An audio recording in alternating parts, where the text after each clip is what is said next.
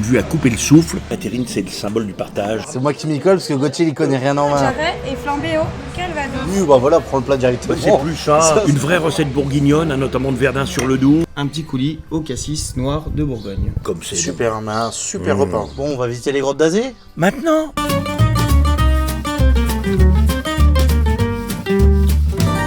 Chers amis de Bourgogne, mais aussi d'ailleurs, bien le bonjour. On va aller casser la croûte au Saint-Pierre, à Lugny, belle cité viticole pas très loin de Mâcon. Vous allez découvrir quelques spécialités bourguignonnes que vous ne connaissez sûrement pas. Regardez le paysage dans lequel nous vous emmenons aujourd'hui. Regardez comme c'est beau. On est sur une terrine de cochon, poivre vert et ail des ours. T'en auras assez? Ouais, ça devrait aller. J'ai toujours peur que t'aies pas assez à manger. Hein. Se servir soi-même, avoir la terrine sur la table, c'est toujours sympa. C'est agréable. Si t'as envie d'une petite lichette, c'est pas ça qui va faire couler le restaurant, voilà. Bon, t'as pris quoi toi alors? Des ravioles aux herbes avec des asperges. C'est moi qui m'y colle parce que Gauthier il connaît rien en vin. On voulait prendre un Mâcon-Lugny, Mâcon-Lugny Saint-Pierre notamment, les vignes sont juste derrière là. Sauf qu'il y en a plus, elles sont victimes de leur succès malheureusement.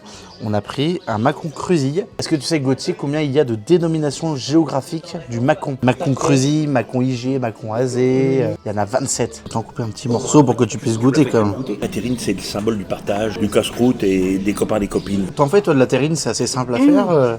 Alors, pour 50% gorge de porc et lard frais, 50% on va prendre le lapin. Je mets tout en marinade, je mets le sel, le poivre, le vin blanc, le cognac, les échalotes et le lendemain on hache 160, 170 pendant 20 minutes pour que la croûte elle se fasse un petit peu avant de baisser à 120, 130 pour que ça cuise longtemps. On la laisse rassir au moins 2 jours et on la déguste avec une belle bouteille de vin de Bourgogne et des bons amis.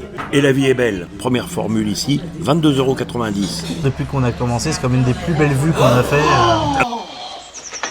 Oh, c'est magnifique! Oh, c'est magnifique! Oh, ça valait le détour! Un endroit avec une vue à couper le souffle. Les enfants peuvent jouer paisiblement pendant que vous buvez un petit kir ou un coup de blanc, comme vous voulez. Alors, messieurs, notre jarret est flambé au calvados. Le chef, en fait, il a décidé de mettre Papouchou dans sa carte, parce que quand il était petit, il allait beaucoup pêcher avec son arrière-grand-père. Les poissons qu'il arrivait un petit peu à pêcher, il les ramenait à son arrière-grand-père, qui les cuisinait. Une vieille recette de pochouze alors. Voilà. Écoutez, on s'en réjouit. Carpe sans brochet et un petit peu de silure, des petites pommes de terre, des croûtes noyées et une belle sauce à la crème. On vous laisse tout ça au chaud. Si ça vous refroidit, bien sûr, vous n'hésitez pas à nous le dire. C'est que du Et bonheur. on passe vous servir. Quand j'étais hôtesse de l'air, on allait souvent en Allemagne le soir quand on montait dans un Weinstube. C'était toujours, j'arrête Schweinachse mit Sauerkraut. Oui, bah voilà, prends le plat directement. C'est plus ça. Ça sera plus Une vraie recette bourguignonne, notamment de Verdun-sur-le-Doubs, le confluent du Doubs et de la Saône, et avec des poissons de rivière. Pourquoi faire venir des poissons de mer? Il y a des pêcheurs professionnels au bord de la Saône avec C'est une un vin recette acide. du XVIe siècle. Ah, ça remonte pas d'ici. C'est une sauce crème à base d'aligoté en fait. Un bon aligoté, la crème notamment, la crème bourguignonne d'étré, Oui, c'est la crème d'étré. une crème bressane qui est formidable, qui nappe bien, qui est toujours un peu jaune. Un grand produit de la Bresse bourguignonne. J'ai déjà goûté le bouillon. Alors il est à la fois crémé, puis on sent un petit peu l'acidité du vin, qui est un bel équilibre. Bon, désolé pour le bruit de fond, là il y a un vigneron qui bosse. Faut bien qu'il travaille, hein. Bon, là c'est pas une pochouze minimaliste, les amis. Hein. Là on sent la générosité du bouillon, de la crème, des beaux morceaux de poisson. Le brochet, on a l'impression qu'aujourd'hui on le consomme plus qu'en quenelle. C'est un poisson à la chair fine et délicate, un plat généreux. C'est un très gourmand. Hein. Et on voit la peau qui est bien... Elle est bien caramélisée. bien caramélisée. Hein. Tu croyais que c'était le train qui arrivait, mais non, c'est le chariot de fromage, l'ancienne machine à coudre. Exactement. Vous trouverez sur notre plateau de fromage des fromages de chez nous, un comté affiné 18 mois, un bleu de Bresse, un crémeux du Jura et du Chaours. Ensuite, on a un fromage de chèvre lait cru de Saint-Agathe, petit village côté Clunisois, le Sous-Maintrin, Bria-Savarin et les poisses. Et c'est ça que j'aime bien avec le chariot de fromage, c'est que les fromages sont bien affinés. Regarde la Bria comme il Le Bria, il est magnifique. Hein. Le Bria, c'est un fromage qui a eu son IGP il y a une dizaine d'années. Avant la tradition, il fallait toujours garder la meilleure bouteille de vin rouge pour le fromage. Et en fait, c'est une erreur.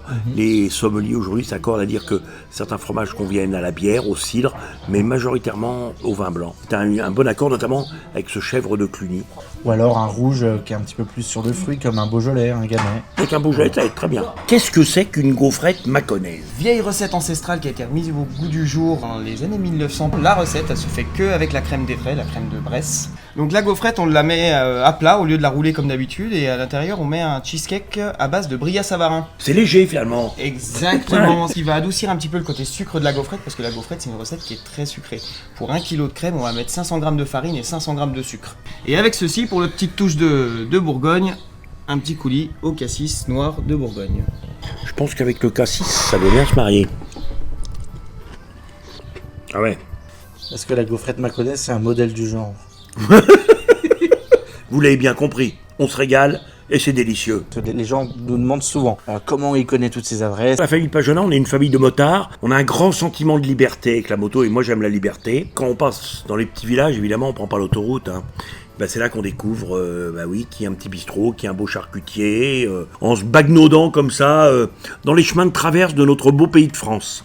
T'es un vrai bourguignon, t'aimes le cassis, toi. Ouais, puis j'aime aussi la belle vaisselle, moi, donc cassis comme c'est. Super, un super repas. Magnifique table, les amis. Je sais que ça fait rire Amaury, là-bas au fond, mais un peu loin. Il y a le Mont Blanc. Ouais, très loin. Arrête de rire, toi. Ah. 5 minutes later. Et qu'est-ce que tu fais, là? Eh oh! Allez, debout, là! Eh oh! Qu'est-ce que tu fais? Je fais une bonne siesta, Léon.